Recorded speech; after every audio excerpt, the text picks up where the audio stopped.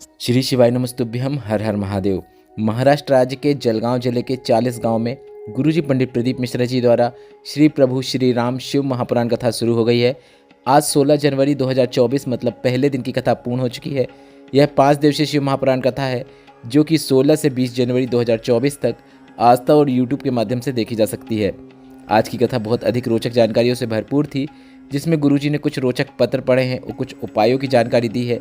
साथ ही गुरुजी ने जीवन में तरक्की प्राप्त करने के लिए कुछ विशेष जानकारियां दी हैं।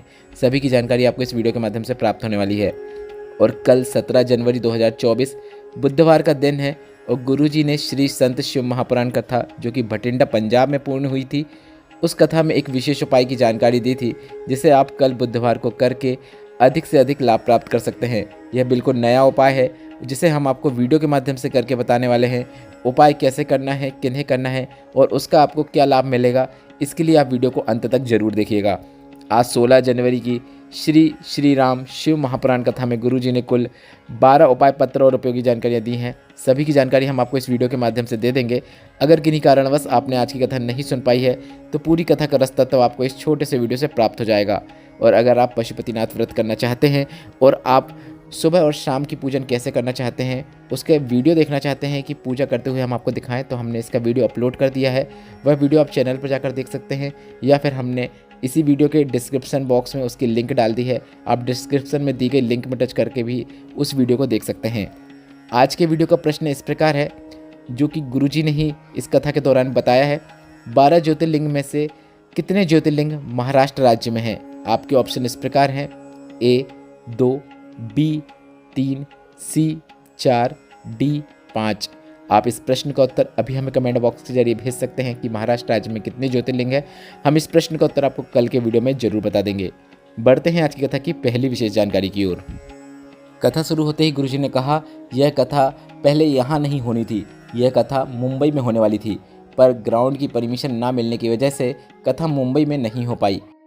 पर यह कथा अब 40 गांव महाराष्ट्र में हो रही है, जो कि जलगांव के सांसद जी द्वारा करवाई जा रही है। गुरुजी ने कहा, जब कभी भी कथा कैंसिल होती है तो हम उन जजमानों को फ़ोन लगाते हैं जो हमसे कहकर जाते हैं कि हम कथा 5 दिन, 7 दिन या 15 दिन में व्यवस्था करवा सकते हैं। उसी क्रम में 40 गाँव में कथा हो रही है। इतने कम दिनों में इतनी बड़ी व्यवस्था कर पाना असंभव कार्य है, जो भोलेनाथ की कृपा से ही हो पाया है। बढ़ते हैं आज की कथा की दूसरी विशेष जानकारी की ओर।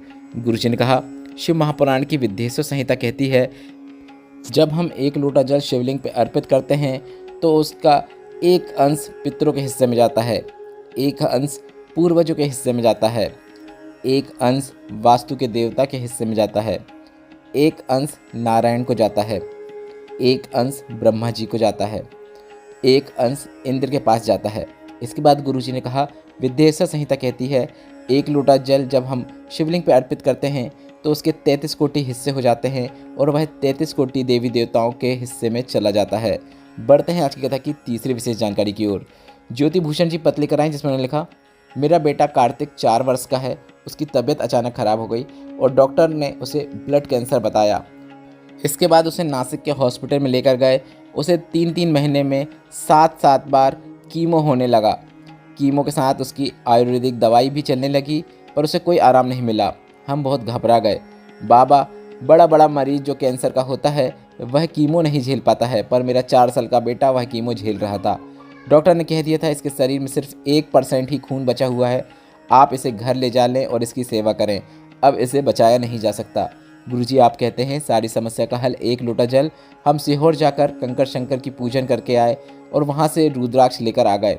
आपने वहाँ पर जो केदार शिला रखी है, हमने वहाँ पर हमारे बेटे को लिटा दिया और बाबा के सुपुर्द कर दिया कि अब इसको आपको ही संभालना है। रुद्राक्ष का जल शिवलिंग पर चढ़ाना शुरू किया और बेटे को थोड़ा थोड़ा देना शुरू किया। बाबा की कृपा का वर्णन करना चाहूँगी। दूसरी बार जब मैंने मेरे बच्चे की जांच कराई तो डॉक्टर ने बताया कि खून अब बनने लगा है, बच्चा ठीक होने लगा है। उसी का आभार व्यक्त करने के लिए मैं कथा पंडाल में आई हूँ। बढ़ते हैं आज की कथा की चौथी विशेष जानकारी की ओर। गुरुजी ने कहा, 3 चीज़ों में से कौन सी चीज़ आपको नहीं करना चाहिए, कौन सी करना चाहिए, वह आप समझ लीजिए। पहली है परीक्षा। आपको परमात्मा की कभी भी परीक्षा नहीं लेना चाहिए। कोई बोले तब भी आपको सफाई देने की ज़रूरत नहीं है। आपको तो बस इतना बोल देना है कि मैं 1 लोटा जल इसलिए शिवलिंग पे अर्पित करती हूँ क्योंकि मुझे जल चढ़ाने से ऐसा अनुभव होता है कि महादेव मेरे साथ कदम से कदम मिलाकर चल रहे हैं। दूसरी चीज़ है समीक्षा। हमें अपने भगवान की तुलना कभी किसी से नहीं करना चाहिए। आपको अपने बच्चों की तुलना भी कभी दूसरों के बच्चों से नहीं करना चाहिए कि उसका बच्चा ऐसा है और मेरा बच्चा ऐसा है। तीसरा है प्रतीक्षा, जो कि आपको करना चाहिए। हमें इंतज़ार करना चाहिए कि मैंने मेरे बाबा को पुकारा है, मेरा बाबा मेरे दुख हरने के लिए ज़रूर आएगा। जैसे सबरी राम का इंतज़ार करती थी और राम आए थे। बढ़ते हैं आज के तक की 5वीं विशेष जानकारी की ओर। गुरुजी ने कहा, संसार में ऐसा कोई कार्य नहीं है जो आप नहीं कर सकते हैं। संसार में ऐसा कोई दुख नहीं है जो मिट नहीं सकता। इसके बाद गुरुजी ने कहा, कभी जीवन में आपको कोई बोले यहाँ गड़ा धन मिल रहा है तो आपको इस पर बिल्कुल भी विश्वास नहीं करना है।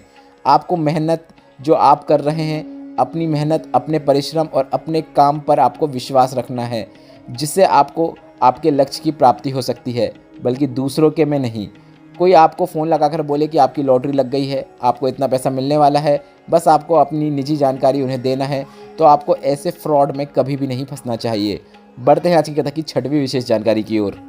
भाऊ साहेब जी पत्र लेकर आए, जिसमें उन्होंने लिखा, 10 साल से ड्राइवर का जॉब करता था, पर मैंने जॉब छोड़कर मेरे पानीपुरी का कार्य करना शुरू किया। 2 लाख का मुझ पर कर्जा था। गांव में पानीपुरी का कार्य अच्छा चल रहा था, पर व्यापार बढ़ाने के चक्कर में मैंने मोबाइल में पहली बार लोन लिया और मोबाइल में नॉलेज न होने की वजह से मैं फ्रॉड कंपनियों के चक्कर में फंस गया और ऐसा फंसा कि मेरा पूरा मोबाइल हैंग हो गया और ऐसा फंसता चला गया कि 6 माह के अंदर मेरे सर पे 12 लाख का कर्जा हो गया। इतना बड़ा 12 लाख का कर्जा कैसे चुकाऊं, कुछ समझ में नहीं आ रहा था, क्योंकि लोन के कारण व्यापार भी अब बंद हो गया था। और 2022 की मकर संक्रांति में मैंने मरने का फैसला ले लिया और मैं मरने के लिए जा रहा था। तभी मैंने शिवलिंग पर 1 लोटा जल चढ़ाकर एक महिला को आते हुए देखा।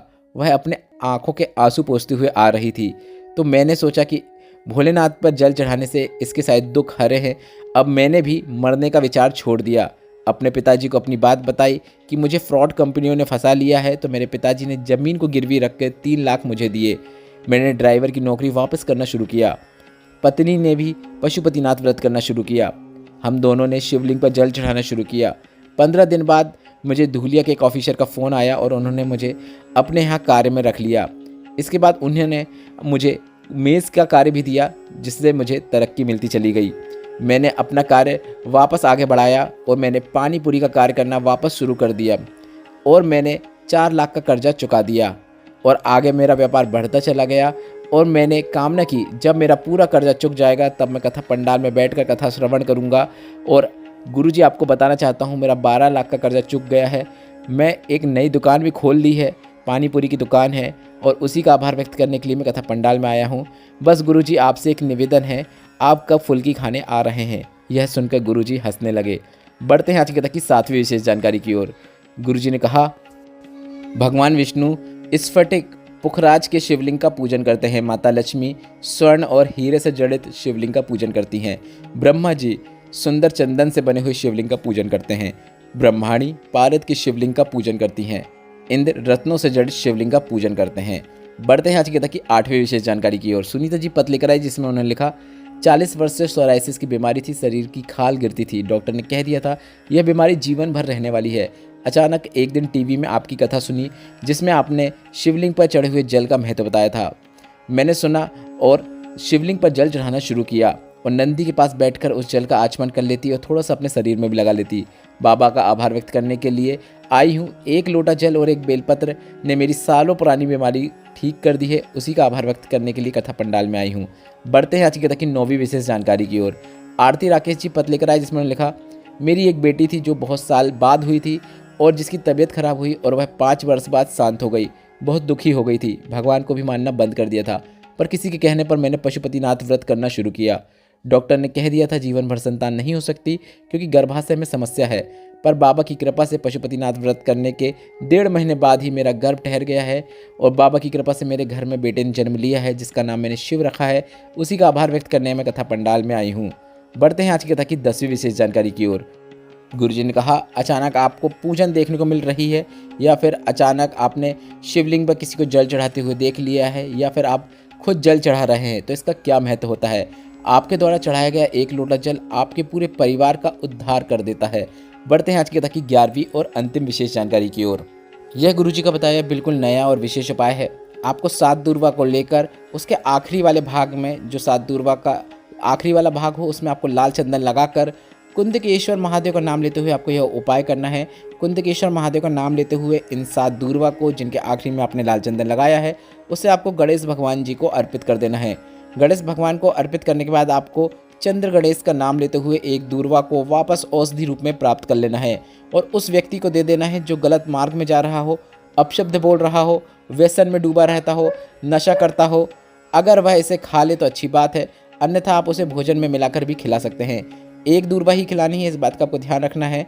मात्र एक दूर्वा खिला देने से वह नशे से घृणा करने लगेगा, उसे नशे से और गलत संगतों से घृणा हो जाएगी, अपशब्द भी बोलना छोड़ देगा। यह विशेष उपाय आप कल 17 जनवरी बुधवार के दिन करके अधिक से अधिक लाभ प्राप्त कर सकते हैं। इस वीडियो में बताया गया उपाय से संबंधित अगर अभी भी आपके मन में कोई प्रश्न है तो वे प्रश्न आप कमेंट बॉक्स के जरिए पूछ सकते हैं। मेरे द्वारा दी गई जानकारी अगर आपको थोड़ी सी भी उपयोगी लगी हो तो वीडियो को लाइक करके कमेंट बॉक्स में हर हर महादेव जरूर टाइप कीजिएगा। श्री शिवाय नमस्तुभ्यम। हर हर महादेव।